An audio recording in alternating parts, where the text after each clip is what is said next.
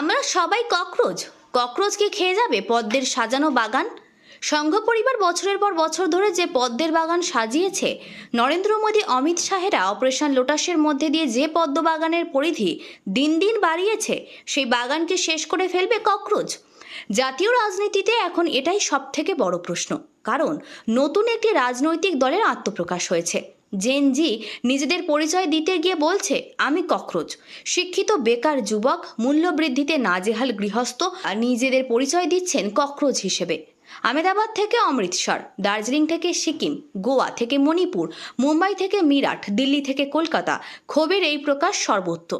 দেয়ালে পিঠ থেকে গেলে যেমন সবাই মরণ কামড় দিয়ে সামনের দিকে এগিয়ে যায়, ককরোচ যেন সেই মরণ কামড়ের আরেক নাম। জেনজির আন্দোলনের ভাষাও তেমন। আর্টিফিশিয়াল ইন্টেলিজেন্স বা এআই এর ব্যবহার করে ককরোচ নিয়ে তারা ছবি বানাচ্ছেন, পোস্টার বানাচ্ছেন, স্ট্যাটাস দিচ্ছেন সামাজিক মাধ্যমে। ইতিমধ্যে বেশ কয়েকটি গানও বের করা হয়েছে ককরোচ নিয়ে। কন্টেন্ট ক্রিয়েটাররা নিজের মতো কন্টেন্ট বানাচ্ছেন। ডেলিভারি বয় থেকে বিড়ি শ্রমিক, লেখক থেকে আইনজীবী, সবাই এই নিয়ে সোচ্চার হচ্ছেন। ইন্দিরা গান্ধীর সময় জয়প্রকাশ নারায়ণের আন্দোলনের পরবর্তী সময় গোটা দেশ জুড়ে এমন সাড়া জাগানো কোনো ঘটনা ঘটেছে বলে মনে করতে পারছেন না অনেকেই। কী নিয়ে এত বিতর্ক? কেন সবাই নিজেকে ককরোচ পরিচয় দিচ্ছেন? বিতর্কের সূচনা প্রধান বিচারপতি সূর্যকান্তর একটি মন্তব্যকে ঘিরে।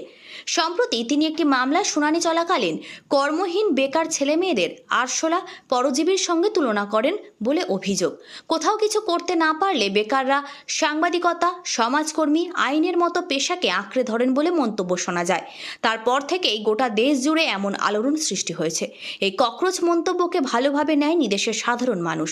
নিট পেপার লিক, আদিবাসীদের জমি জঙ্গল কেড়ে নেওয়া ইত্যাদি নিয়ে এমনিতেই ক্ষোভ পুঞ্জীভূত হচ্ছিল।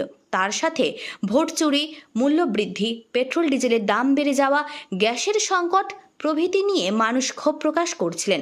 যারা প্রতিবাদ করেছেন তাদের অনেকেই শাসকের চোখ রাঙানির সম্মুখীন হতে হয়েছে, অনেককে জেলে যেতে হয়েছে। এমন পরিস্থিতিতে সচেতন নাগরিকদের ককরোচ বলা পুঞ্জীভূত ক্ষোভের বারুদে আগুনের কাজ করেছে। ককরোচ জনতা পার্টি নামে একটি রাজনৈতিক দলও ইতিমধ্যে সামাজিক মাধ্যমে আত্মপ্রকাশ করেছে। ডিজিটাল মাধ্যমে জোরালোভাবেই চলছে এই আন্দোলন। আগামী দিনে এই আন্দোলন রাস্তায় দেখা যায় কিনা, এখন সেদিকেই নজর।